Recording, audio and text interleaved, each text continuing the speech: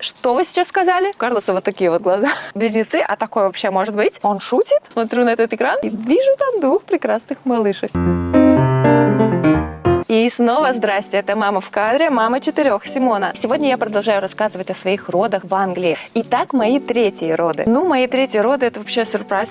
Смотря какой фабрик, смотря сколько details. Ну, мы решили попробовать еще мальчика, потому что уже у нас большая компания, 2 девчонки классные. Но Бог решил, да, посадить еще 2 девочек. Мне кажется, те люди, которые сообщают тебе, что у тебя там внутри, должны проходить какую-то определенную подготовку. Когда делали УЗИ, достался такой кушер, который вообще был без эмпатии. И был такой вот примерно диалог. Вот так до меня докоснулся, понятно, близнецы, и что-то пишут там в компьютер.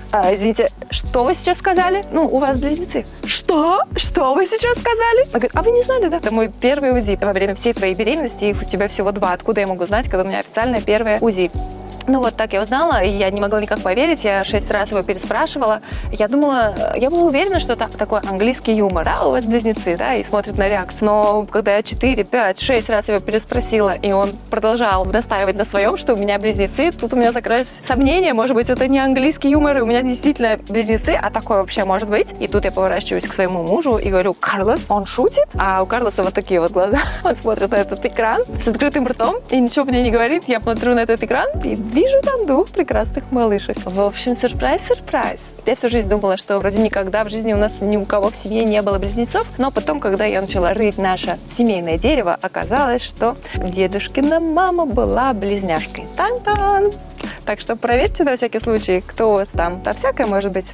И вот, в общем, такое двойное счастье у нас появилось. А как появилось? Я, если честно, вот это вообще самое странное, потому что я уже начала изучать про кесарево от, так сказать, гипнородов, все натурально до вкалите мне все подряд и прежьте меня, достаньте их, и больше я не хочу чувствовать никакой боли. Была часть подруг, которые прошли через кесарево, и все говорят, ты чего, давай кесарево. Но было парочка, у которых тоже были близняшки, они говорят, да нормально все будет, давай просто с обезболивающим, натурально. На 34-й неделе у меня были какие-то уже пробные схватки. В этот раз я гораздо чаще видела врачей, и каждый раз, когда я им звонила, они уже говорили, без проблем, давай, приезжай. Во-первых, у меня был опыт, во-вторых, двойняшки, они могут родиться вообще вот так вот, говорят. Если что, надо прям бежать.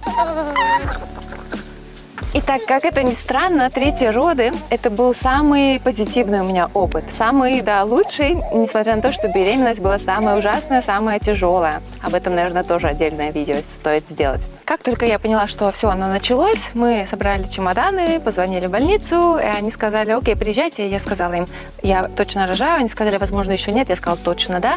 И я хотела их предупредить, чтобы давайте все, готовьте меня к кесарево. Они сказали, у тебя еще много времени, наверное, будет, так что ты приедешь, сейчас все договоримся. Я говорю, нет, вы там все подготавливаете, потому что я боялась. То есть я экстремально от супернатуральных родов решила перейти к кесареву. Мы приехали, нас поставили на обычный осмотр, меня ставили такие мониторчики и следили за сердцем детишек. Это я практически каждую неделю была в больнице. Прям меня засмотрели вот за эти роды. Действительно, я ездила туда чуть ли не каждый день. Прям эта больница как родной дом. Если нужна навигация по этой больнице, я с закрытыми глазами могу расписать всю карту, что, где и как. А эта больница не маленькая, на секундочку.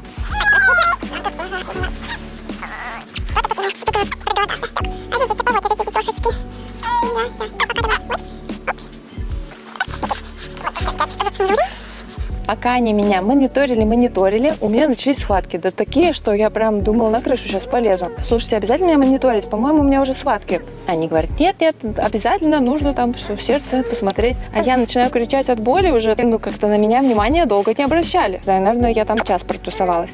Потом, когда позвали акушерку, она посмотрела, раскрытие, сказала, раскрытие 100%. Едем в родильную. Я говорю, отлично. Я говорю, можно мне хотя бы сходить, извините, пописать в туалет? Я сказала, нет, если ты встанешь, у тебя ребенок просто выпадет оттуда. Все в шоке, они не ждали такого поворота, и никто ничего не собирается делать.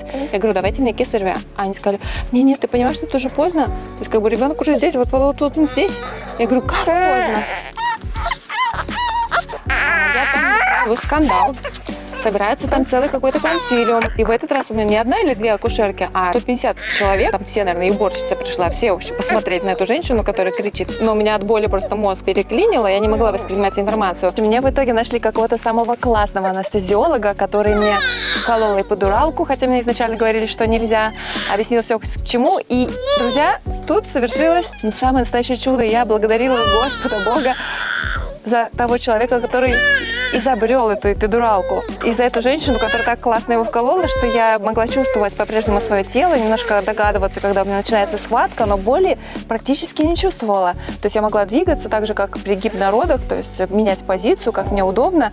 И, в общем, ребеночек у нас, Стефи у нас вылетела просто... Знаете, вот рассказывали мне, что дети вылетают пулеметом, то это, собственно говоря, был наш случай. Она вылетела прям пулеметом. Так, подождите, нам нужно тут перерывчик. Вторая близняшка немножко задерживалась, и никак не получалось нам ее родить. Нам, я говорю, потому что у меня был целый консилиум, 2 акушерки, 2 врача, 2 анестезиолога. На близнецов так положено. Поэтому в этом плане было классно, я чувствовала себя звездой.